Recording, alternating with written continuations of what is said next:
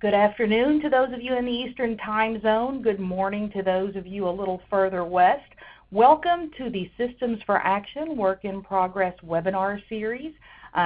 Systems for Action is funded by the Robert Wood Johnson Foundation. It is a national program of RWJF that supports research looking at how to better align the systems that impact health and well-being across the United States, with a particular focus on the systems of public health, healthcare, and social services and support. We have a variety of individual research projects as well as collaborating research centers funded through Systems for Action, and we invite you, if you are new to the program, to visit the web page. You'll have links at the end of this program and learn more about the many excellent studies that are being funded by the Robert Wood Johnson Foundation through this program. My name is Anna Hoover, and I am the co-director of the Systems for Action National Coordinating Center here at the University of Kentucky. It is my privilege to be your host for the next hour as we learn about some exciting research going on from the University of Utah and the University of North Texas on integrating cross-sectoral health and social services for the homeless. Before we get started, I will be doing some introductions very briefly of some of the investigators involved in this study, but I also want to point out that we do have a chat box and encourage you to type your questions into that chat box as they come up. Don't count on that you'll remember them at the end of the presentation, but do be using that chat box throughout the call to flag questions, areas for clarification, or someplace that you would like for our team to dig a little deeper in the post-presentation Q&A. It is my privilege to introduce to you first and foremost Hasan Valero, who is an assistant professor in the Department of Political Science at the University of Utah. Prior to joining the university, he enjoyed a professional career in the nonprofit sector. He teaches courses on nonprofit organizations and NGOs and public administration seminars. Jesus is also visiting faculty in the Executive Education Program at the USC Saul Price School of Public Policy, where he teaches a course on partnership development. His research explores government nonprofit partnerships, effective leadership in nonprofit organizations, and the use and impact of social media in public service. His work has been published in such scholarly journals as Public Administration Review, Disaster Prevention and Management, Technological Forecasting and Social Change, and Cityscape, the Journal of Policy Development and Research. Dr. Valero is a recipient of many awards, including the Emerging Scholar Award from the Association for Research on Nonprofit Organizations and Voluntary Action. And he earned his PhD in Public Administration with a specialization in Nonprofit Management from the University of North Texas, a Master of Public Administration from the University of Texas Pan American, and a BA from the University of Texas San Antonio. Also closely involved in this work is Dr. Hee Soun Jang, who is an associate professor in the Department of Public Administration and serves as assistant department chair at the University of North Texas. Prior to joining the university, she was an assistant professor in the Division of Politics, Administration, and Justice at California State University, Fullerton for 4 years. She teaches courses on nonprofit management, public and nonprofit partnerships, public administration seminar, leadership and organization in public administration, and personnel management in the public sector. Her research explores nonprofit and government partnerships, local government management and policy choices, and the nonprofit sector in South Korea and the role of government in civil society initiatives in Korea. And again, please be using your chat boxes throughout the presentation, and I will now hand the controls over to Dr. Valero. Thank you, Anna, for that kind introduction. So it really is my pleasure to be on this call this morning or this afternoon, depending on where you're at this morning or this afternoon. So our work is going to be focusing on integrating cross-sector health and social services for the homeless. And so we're part of one of the early cohorts on the System for Action individual projects. Particularly ours is an exploratory developmental research. So we are on a 1-year timeline. We began our work this past November 2017, and we are on track to finishing our work this coming October of 2018. So just to give you some sense of who our team and our partners are in this particular project, we are so pleased to have fantastic partners that are really helping us to have access to key settings that are helping us understand a little better about collaboration, particularly in the context of homeless policy. And so at the University of Utah, we also have a partner from the School of Medicine, Adi Gundolapalli. At North Texas, we have a wonderful team of research support, Kyung-Woo Kim, Federica Washington, Hee Soun Jang. Then Utah, we have one particular partner that has been so instrumental in our work here. Shailene G and Janelle Fleckinger have both been fantastic partners and contacts and individuals who have provided us with invaluable support as we've been kind of going through this research process. In the Dallas area, we have had incredible support also from the Metro Dallas Homeless Alliance. Rebecca Cox particularly has been a great contact, Dr. David Woody at the Bridge, and also Cheryl Abram from Parkland County Hospital. So again, we just are so thrilled to have these fantastic partners and team members, and I have to say that we wouldn't have been able to do what we're doing now without their incredible support. So just to give you some sense of the policy context that we're exploring through this particular research, so we know that homelessness has been an issue at the forefront of public policy for many years, and it continues to be an issue that is facing many of our local communities across the United States. Large or small communities are having to deal with this very important issue. And we know from the research that health condition or health matters are one of the primary causes or primary factors that is associated with an individual experiencing homelessness. Often an individual who or family who's dealing with a major medical problem, that is the start of them beginning this process of eventually becoming homeless. We also know at the same time, though, that individuals who experience homelessness are also at a much higher risk of preventable diseases. But they are also less likely to access healthcare systems than most other populations. And this could be for reasons such as transportation, lack of proper ID, just as importantly, lack of health insurance or Medicaid or other form of payments for medical care. So this is creating an additional barrier for them to access healthcare systems across our local community. As it relates more broadly to how to deal with this homelessness issue across local communities, we are well aware that currently federal policy implemented through the U.S. Department of Housing and Urban Development is requiring/encouraging communities to really think about addressing homelessness through a collaborative network approach through a program called the Continuum of Care program. This COC program has been around for quite a long time, at least since the early to mid-1980s, but it was not codified into law until 2009 through the HEART Act. And so since then, HUD has placed quite an emphasis in asking communities to really think about addressing homelessness through this continuum of care approach by involving cross-sector health and social systems to address the multidimensional needs of individuals who are experiencing homelessness. So in terms of our research as it relates to health and individuals experiencing homelessness in this particular COC approach to homeless service delivery, we wanted to know a couple of things about how this approach is working. First, we wanted to really study collaboration among actors who may not necessarily share a common interest or have competing interests. We realized that because this COC approach is bringing diverse stakeholders, hospitals, universities, nonprofits, local governments, even for-profit businesses, they don't all necessarily share common interests. So we're uniquely interested in to know, how these different partners are settling their differences and coming to the table together to address this problem that is so important for the local community. We also wanted to understand a little bit more about the reality of policy initiatives that are implemented at the local level. We realized that HUD has this national expectation, but to what degree is this being realized at the local level? How are local partners, how are local communities really addressing or implementing these federal approaches with the understanding that implementation is really going to look different across communities? So we really wanted to have a little bit more of a systematic understanding of how this is really working at the very local level.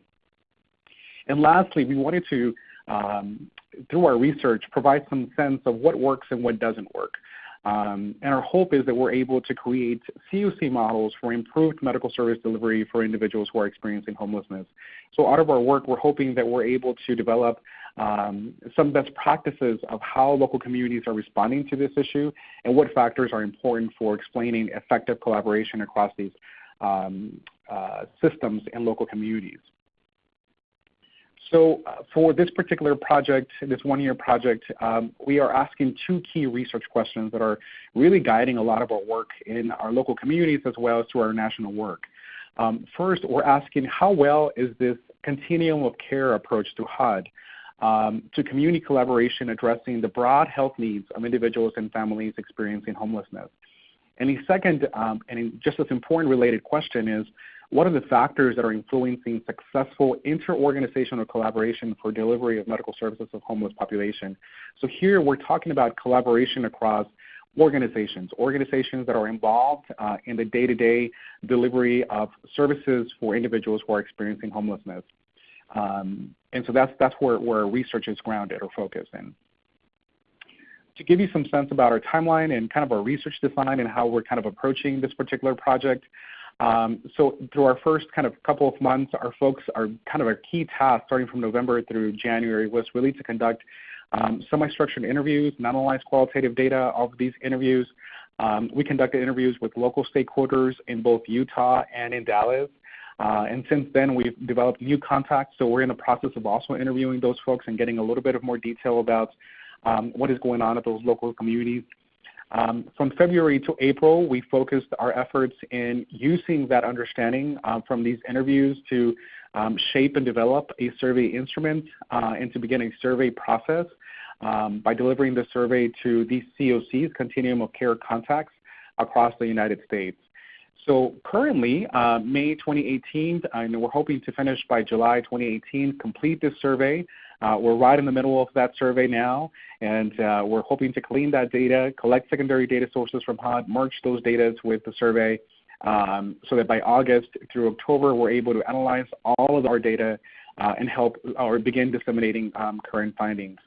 So for today's presentation, I'm going to focus on those areas that are bolded, and particularly related to that first research question of, how well is the COC approach working from the very front lines of individuals who are implementing this particular program. So how we went about with this first phase of this research. So again, we're looking at Continuum of Care homeless networks under the HEART Act of 2009. We focused on a case study of two COC networks in Utah and Texas. In Utah, we particularly focused our attention in Salt Lake County, and in Texas, we focused our attention in the Dallas County area. And so the reason we focused on these two particular networks was really out of convenience of sampling. Both my collaborator and I are both in the Salt Lake and in the Texas area respectively, but also most importantly, they share some demographics, some similarities, but at the same time, there's some nice differences that would allow us to develop some contrast about what is really going on in both of those local communities. So our data is coming from interviews with organizations, COC leaders and medical service providers, individuals who are actively involved in the medical service collaboration process of these COCs, as well again as the leaders who are at the forefront of these particular COCs.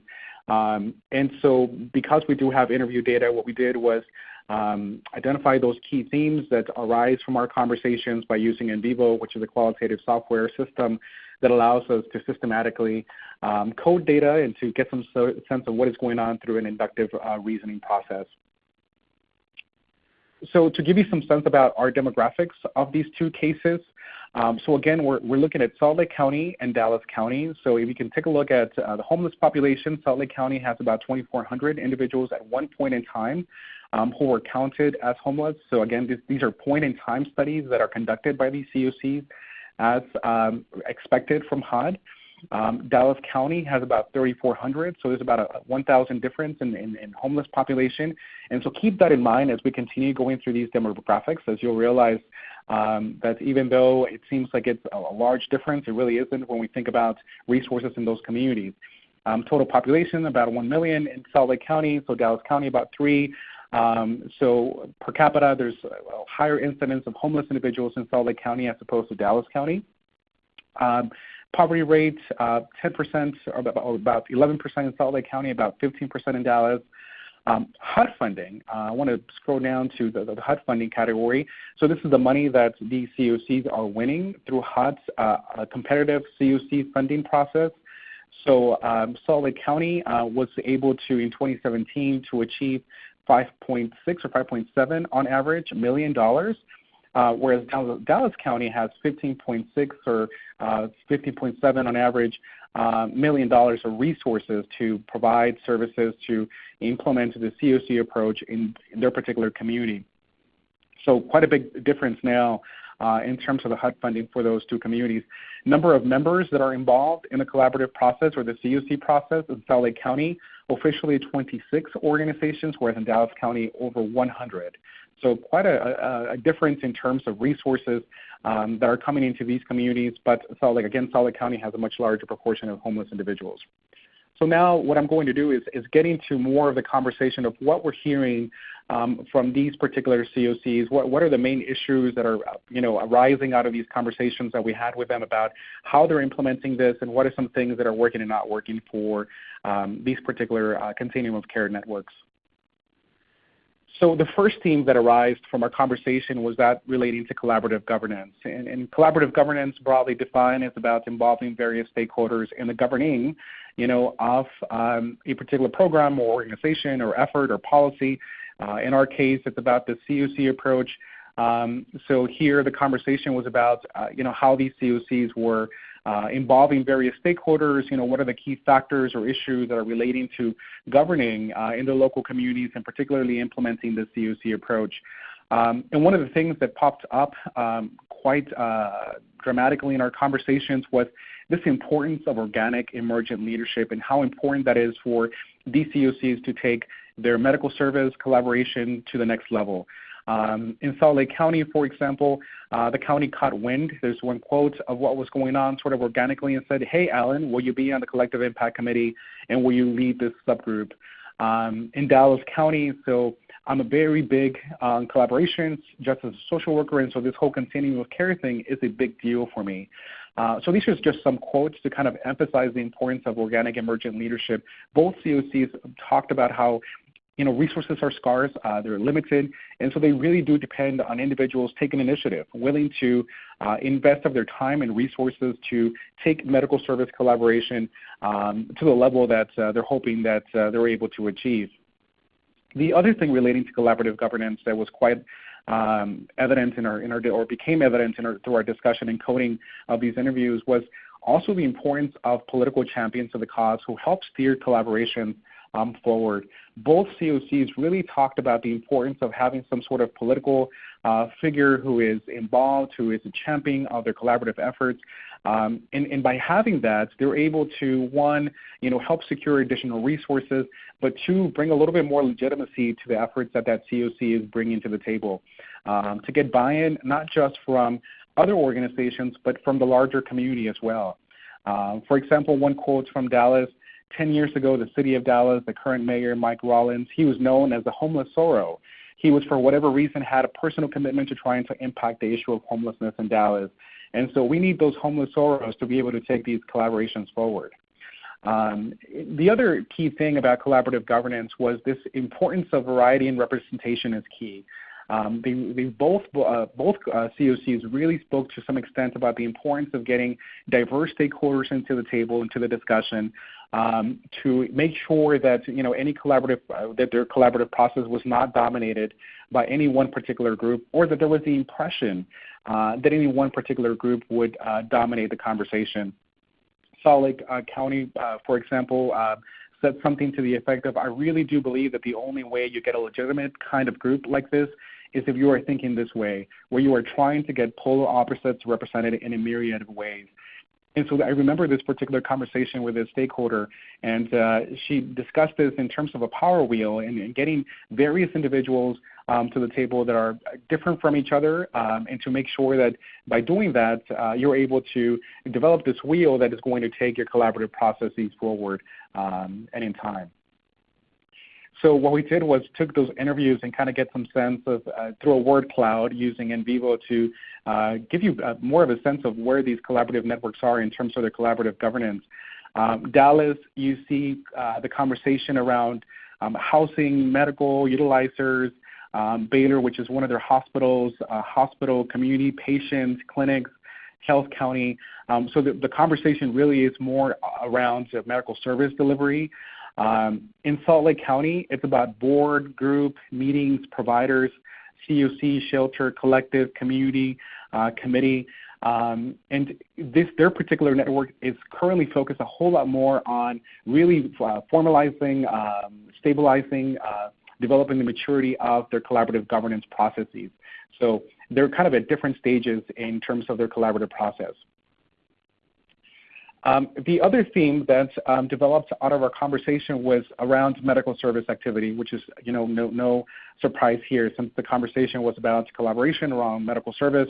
But we wanted to kind of narrow in on a couple of things that really were they really struck us in terms of the importance of medical. So the current federal code requires that any local government or local entity that receives federal funding, they're supposed to develop this discharge process so that individuals who are leaving institutions such as healthcare institutions, jails, and otherwise, or foster care systems, that they're not being discharged into homelessness. And so both of these COCs talked about this discharge process requirement. But they were candid in saying that it really is a lot more of an informal arrangement.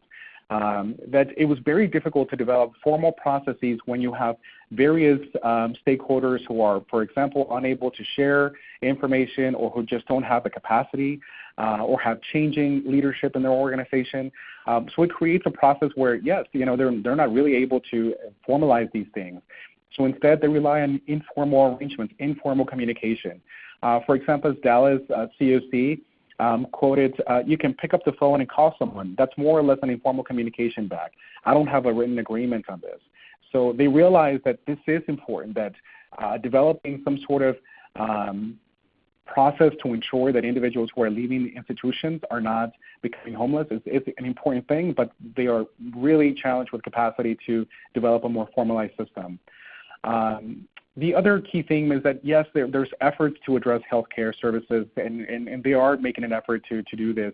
But there are some challenges around this, that even though they have a care and have an interest, they really want to make things happen, the collaborative process is challenging. It does require resources. It requires tons of time, and it requires really for people to overcome these collective action problems. So Dallas, for example, said something to the effect of, so we have this disjointed system for folks that are in encampments and in shelters that are downtown where the bulk of the people reside that are homeless, but they have an emergency like heart attack, or they don't have or they're having a heart attack. The closest hospital is Baylor, so that's where they're taken. But Baylor does not necessarily have full support or full resources to be able to address those particular medical needs. The Salt Lake County COC said something to the effect of, you've got the U and Intermountain, two medical providers, they don't talk. As a nonprofit, I've got somebody from the U and from Intermountain on my board, and everybody wants to really help, but the systems don't speak to each other. So there are some issues there. They are trying to address these problems, but they are facing some significant problems. So more about these challenges, which was very evident in our conversation, at least in the context of healthcare. Information sharing poses quite a coordination problem, particularly because of federal regulation and policy, HIPAA and others, that may prevent particular organizations from sharing information. Something else that came out of our conversations was that even in the cases where they're able and willing, the organizations don't have the same technology to be able to see who and what is getting serviced. And so what that's creating is some lack of consistency or coordination in the kinds of services that individuals are receiving. So one individual was experiencing homelessness, visits a certain provider, time passes, and they go see another provider, and that other provider never really gets to get a sense of what that other provider did in the first place. So it's like they're starting from scratch, and that is creating quite a challenge in their processes. The other thing that was quite a genuine conversation with these various stakeholders was their realization that they really do have limited capacity to be an effective collaborative partner. They want to participate, they want to be a part of this, but the reality is they don't have resources to be able to dedicate to the collaborative process. For example, Dallas said something to the effect of, a good example is that shelters are hesitant to take anyone that has an oxygen tank because it's extremely flammable. They can't use it at the shelter because it's unsafe for the rest of the residents because they might explode. So while the shelter might be willing to take this person in, and they have a heart to be able to take them in, they're unable to because they simply don't have the resources to be able to take that particular person in and address their medical needs. Salt Lake County also said something to the effect of homeless service provider survey, 100% responses wanted on-site primary care. It was quite an evident discussion in our interviews. We've been down that road, this person said. It doesn't work. You just don't have the economies of scale in some of these locations. So economies of scale is quite important. One of the often reasons that you want to collaborate, you want to achieve economies of scale, you want to be able to stretch those resources and to do more with less. But the reality is that it's just unfeasible to have primary care at every shelter or housing units across the community because there's just not, it wouldn't be a very efficient process for those particular communities. So again, challenges in collaboration are about information sharing and limited capacity are creating barriers or problems for these COCs moving forward. So in terms of what we know and where we're at with our research, so out of these two COCs, and just again, this is a limited case study, and so we want to be cautious about any kind of generalizations. But at least in these two cases, we realize that they're in very different stages of development, that while they're operating under the same federal policy, same HUD program, they're at different stages of development, with the Utah case an early stage of working to better align systems for improved healthcare capacity, whereas Dallas it's a much more, or appears to be a much more mature collaboration, and public service capacity is there present, which is helping Dallas to be in a more advanced stage of medical services for the homeless. It appears that agencies are connected and managing cases holistically to address multiple dimensions of challenges of homeless individuals. Something fascinating that we learned through our interview was that Dallas was even, for example, staffing cases on a periodic basis of those individuals who were, for example, high utilizers of emergency room or those that had major chronic conditions. The COC was bringing various organizations to the table and staffing those cases and figuring out ways that they were able to better align their resources to address the medical needs of those particular individuals. So whereas Utah's conversation is more centered around governance and figuring out how they're going to move forward in their collaborative process to better serve their population here in Salt Lake County. We also know that key actors are aware of the benefits of collaboration, but are realizing that the initial investment in service infrastructure is hard and it has to be made. In order for collaboration to work and to be effective, you really need to have the proper infrastructure in place. You need to have technology, you need to have resources, you need to have meeting space to be able to make things happen. So these kind of basic resources need to be present in order to be able to take the collaborative process to another level. Service specialty barriers between healthcare providers and shelters are observed as a key obstacle in building common goals to achieve. That where healthcare providers care as well as shelters care, there's a misalignment simply because shelters do not have the medical service capacity to take particular clients or particular individuals. And so that is creating kind of a barrier to achieving common goals in their local community. So some next steps in our research, we are in the process of completing survey data collection. So if there's any COCs on the call today, I really want to urge you to please help us complete your survey if you haven't already done so. This survey went out to the collaborative applicant of these COCs, and the collaborative applicant basically is that entity that is in charge of submitting a single application for funding support, so in essence functioning as kind of a leading agency of these collaborative process. And so we are currently in that process and hoping to finalize that by the end of the month. So our hope is that through this survey data collection, we develop a deeper national understanding of the factors that are influencing the success of medical service collaboration. So for example, in the survey, we're asking, collaborative networks to identify the degree to which, any particular areas they are achieving high success in medical service, and we're also embedding a variety of questions about resources, about network capacity, about leadership, and our hope is that once we get those responses, we'll be able to do some systematic analysis and and assess the impact of any particular factors on the success of collaboration. But before we do that, we are actually in the process now to collect secondary data sources from HUD. HUD has been quite gracious in making certain data available to us, and so we are hoping to, or we're in the process to merge that once we finish our survey and our regional understanding by mixing subjective and more objective measurements, with the end goal of disseminating findings via conference attendance and manuscripts for publication. I know in our particular website within Systems for Action, we are committed, both my colleague and I, to get things published and to get those posted on this particular website through Systems for Action, so that our partners, our colleagues across the U.S. and others may have access to our publications, and hopefully we are making an impact in improving the way that we do collaboration for individuals who are experiencing homelessness in one of our very vulnerable populations as well. So thank you so much for this opportunity, and I really look forward to any questions that you may have for me, and I hope to be able to answer those as well. So thank you again.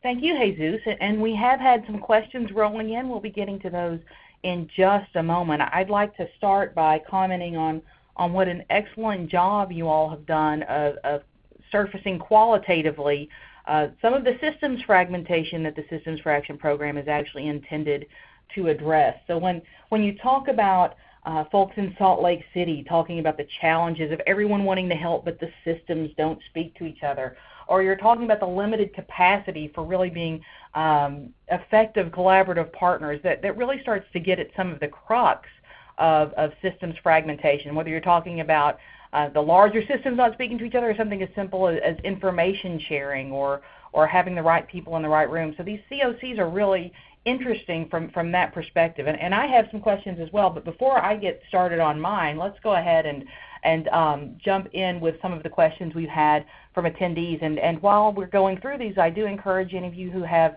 follow-up questions or other kinds of questions to please go ahead and keep posting those in the chat box. Our first question comes from Jenny Susi, I hope I pronounced that right, who says, in addition to funding, does HUD connect to these organizations through a platform or anything of that nature to help improve care provision, or does that fall on the state or community? Yeah, that's a fantastic question. So HUD provides this funding source through the Continuum of Care, but it's on a competitive basis. So these COCs every fall or so receive a notice of funding availability, and they are able to compete across the nation to receive these limited resources. So any additional resources for any particular other area is really left to the state and local community. So for example, currently HUD's priorities are really around housing first approach. So a lot of the resources are coming towards infrastructure, housing, supportive housing, rapid rehousing. But we all know that in addition to housing, we really do need those additional support systems. But there's very little resources that, as we're hearing from COCs, that are really coming for, for example, the prevention of individuals who are experiencing homelessness, or those other multidimensional areas that are important for addressing the holistic needs of individuals who experience homelessness. So anything aside from, for example, this housing first approach, or anything that is relating to prevention, is really left to the local community to pool those resources, and which in fact was one of the original kind of intentions of HUD, that yes, HUD is providing resources, but they're hoping that with this investment, with these supports, that stakeholders are coming to the table and pooling of their own community resources to supplement, to enrich what is being provided or competitively through the HUD resource process. Excellent. Thank you. We also have a question from Katie McAuliffe, who asks if you can provide some examples of how agencies have worked together to address social determinant of health needs for individuals with high ED utilization who are also homeless. That's a great question too. Man, you're having fantastic questions already.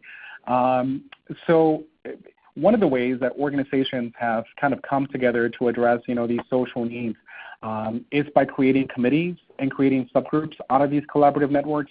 So we realized that the COC may bring, like in the case of Dallas, over 100 organizations to the table. And so how do you get any one entity talking about one particular area, such as social determinants of health?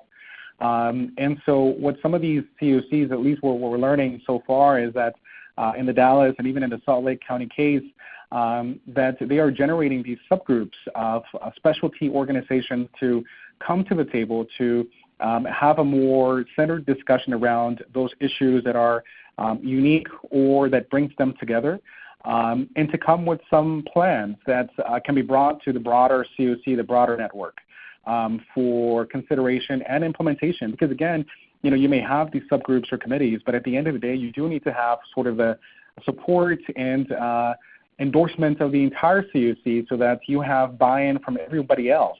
You may have a subgroup on social determinants of health, but you also need support from healthcare institutions. So these subgroups are important, but they do need to get buy-in and support from the larger COC so that they're able to address high ED utilizers or others that are particular populations of interest for their COCs.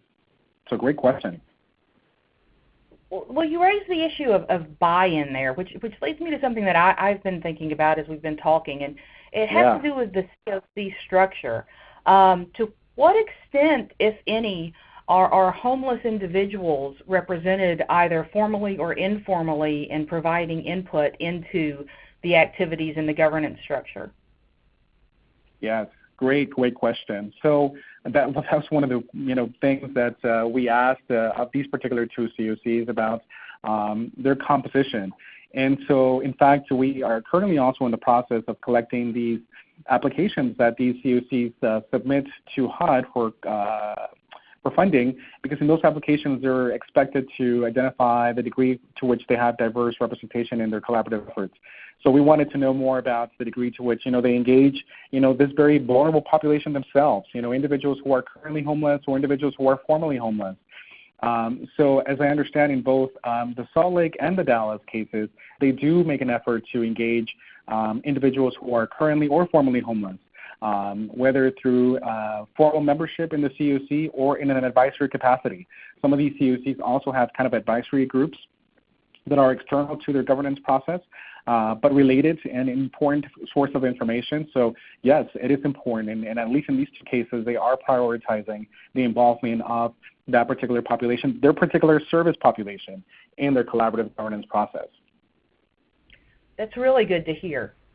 We have a question from John, who asks, stepping back from the local cases, but to think broader and from a more policy-oriented angle, can you elaborate about the COC approach and exactly how much flexibility these individual organizations have from the Hearth to Act? Do they have a lot of room to adapt what they're doing over time, or is the Hearth Act just providing general guidance?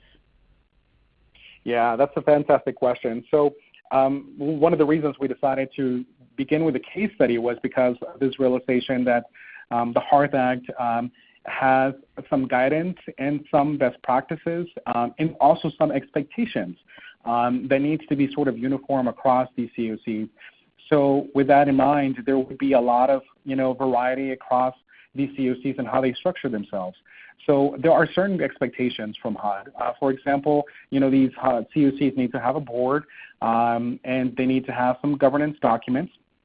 They also need to have a variety of representation, and they also need to identify somebody who is a collaborative applicant, who is going to be the leading agency or leading entity responsible for submitting a funding application on a yearly basis. So those are kind of some basics that are expected.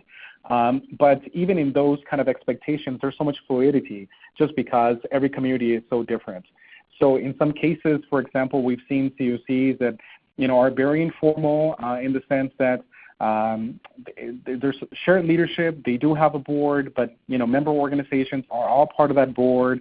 Or they may have a smaller board, and it's on a rotating basis between those organizations that participate, and they all meet once a month or quarterly in the space of their members, so they rotate even on space as well, and they provide each other support.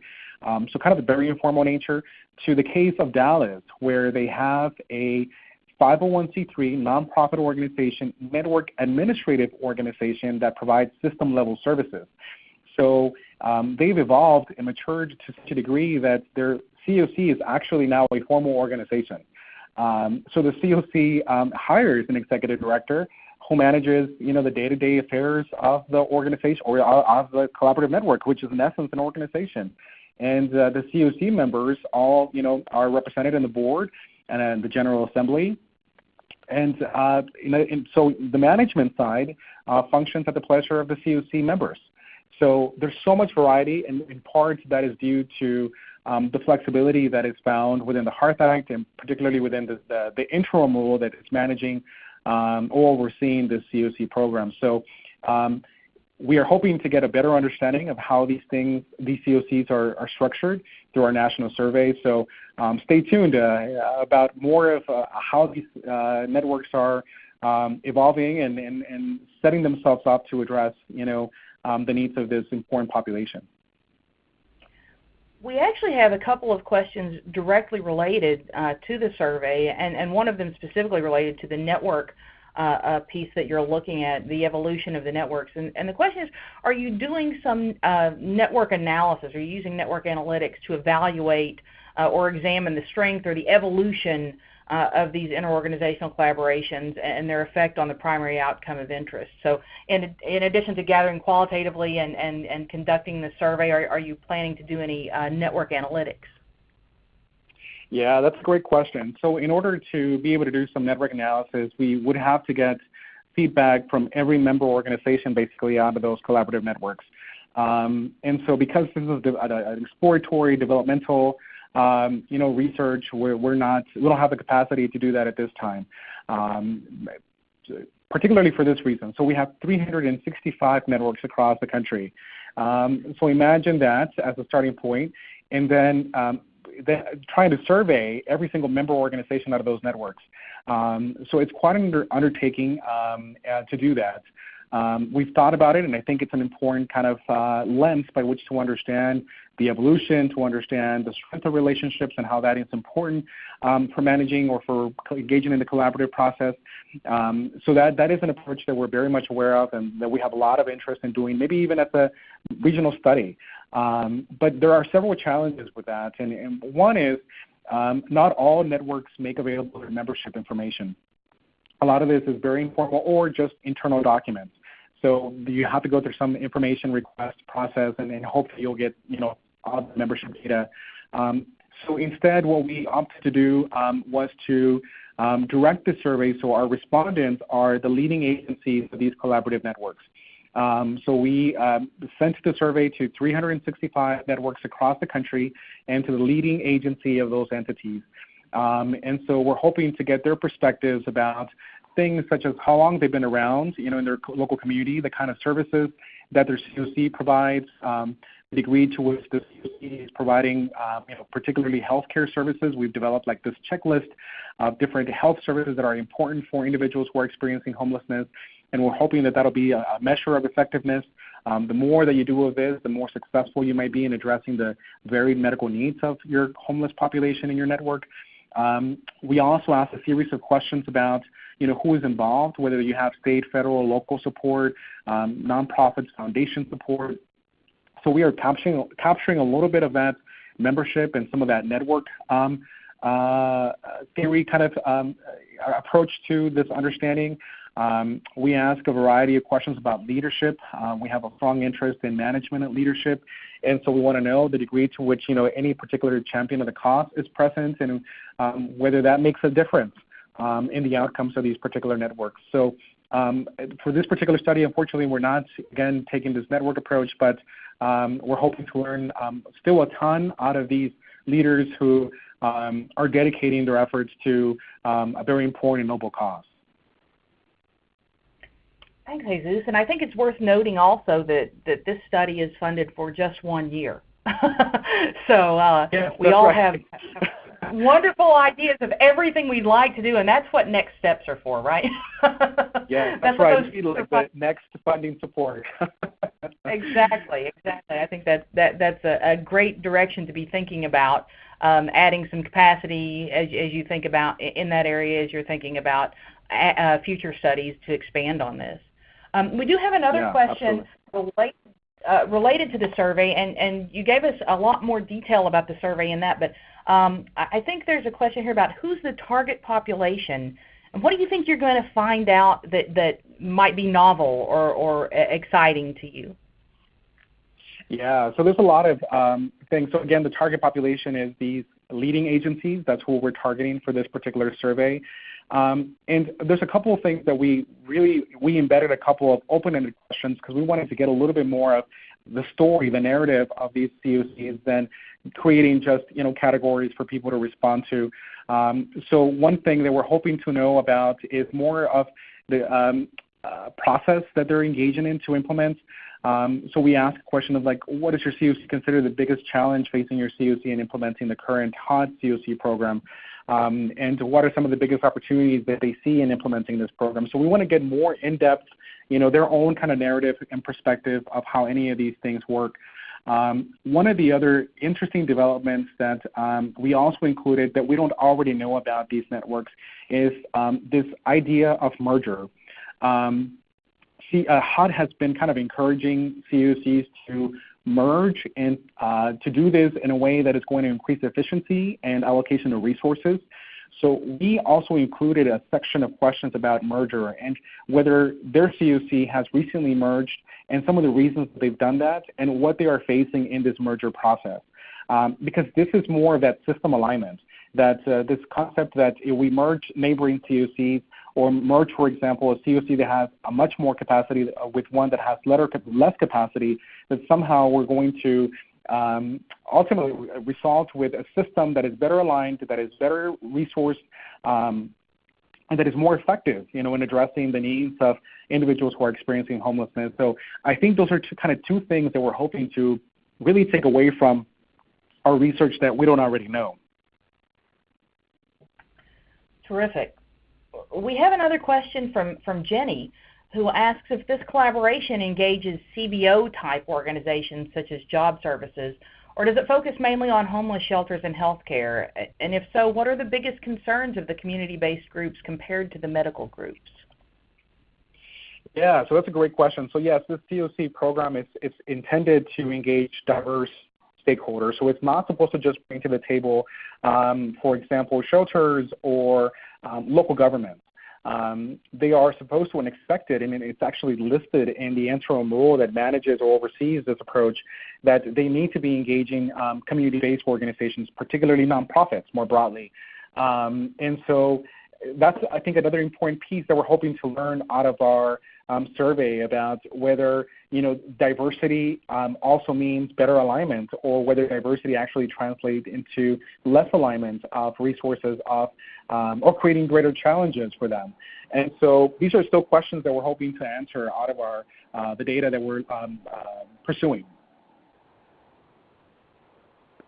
Excellent. We have another question about resources. Have you identified any resources that could help resource-strapped organizations build coordination mechanisms? And this person is thinking that portable digital case records that any partner organization could access might be ideal, but would be pretty difficult. So does the HEART Act provide any resources, or are there other resources you have identified?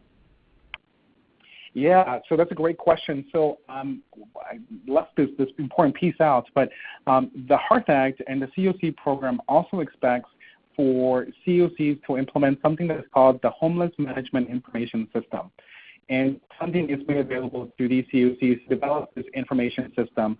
And what this management information system is supposed to do is capture data, capture information of resources, of who is doing what, to better align resources and to help organizations, particularly small nonprofits or small healthcare providers, to better utilize resources and to increase their capacity to be an effective partner. And so that is another line of research that I think is incredibly important about the role of resource capacity in the sense of these management information systems. and the degree to which they're really helping these organizations better manage their resources and better allocate resources for those populations that are emerging, that are important to be receiving greater attention from their COCs. So yes, I think the homeless management information system is quite an innovative and interesting approach to helping those resource-strapped organizations better participate in this collaborative process. Excellent. We have a follow-on question to your earlier discussion that involved mergers. And the question is, do you think mergers are a counter strategy for coordination to spinning off separate coordination organizations like Texas has done? And what are some other strategies for coordination mechanisms you've seen or think might be viable? Yeah, that's a great, fantastic question. We don't know. We don't know whether it's a counter strategy for coordination and whether it's going to realize into what is sort of expected in theory, that by merging, neighboring networks, that you're actually going to have a more strategic, a more efficient coordination of resources for individuals who are experiencing homelessness. Other strategies for coordination mechanisms that I've seen, the Salt Lake County case has implemented both the COC approach, and I know this is going to be confusing, but a collective impact approach as well. And so in other words, what I'm trying to say too about this is COCs are realizing that we have this hot expectation, but we can still think about broader issues, broader resources, broader coordination through other kind of frames or frameworks, and embed those into the COC approach, since it allows sort of room and flexibility, in terms of the Hearth Act and the COC program. So Salt Lake, for the past 2 years, experimented with this collective impact approach, and they're in the process of merging that with a COC approach. And so there's a variety of different things that networks are doing, and it's so incredibly innovative and just fascinating to see how every single community just kind of rises to the occasion, rises to the challenge, and figures out ways that are just much more particular, or that is responsive much more to the local community. So I think those are some interesting ways. Other particular coordination mechanisms, some networks have just stayed with much more of a leading agency structure type, where instead of having shared leadership, they're just dedicating one organization who is sort of leading this process. So this is what we hear called the backbone organization. So, for example, in one particular community, it might be the local county government who is serving as the backbone, the convener of bringing all these various entities to the table, and sort of the leading agency, but they're still kind of engaging a variety of stakeholders in the conversation. And so, obviously, there's plus and minuses, benefits and challenges for any one approach. And what we're realizing is that every community, comes up with their own approach that makes more sense to them. Well, I think if anything, this whole conversation has really pointed to, and this is what I really love about comparative case studies, really pointed to how critical context is. Context is such a critical driver of everything from structure to process to outcomes. So I'm going to ask one last question, and this one's for me. And it's really, in your discussion, you talked about next steps, and you talked about disseminating through manuscripts and disseminating through conferences and all those very important ways that we traditionally do. But when I think about the drivers of implementation, I think about the evidence and the strength of the evidence, and you all are clearly contributing to that. And then I think about the facilitators. What facilitators can we put in place to help make these successful? But that context piece is so important, particularly when you're thinking about being strapped for resources. So what ways are you planning to share your findings with local communities, with local COCs, in ways that they can then use those to affect change, perhaps within the context itself?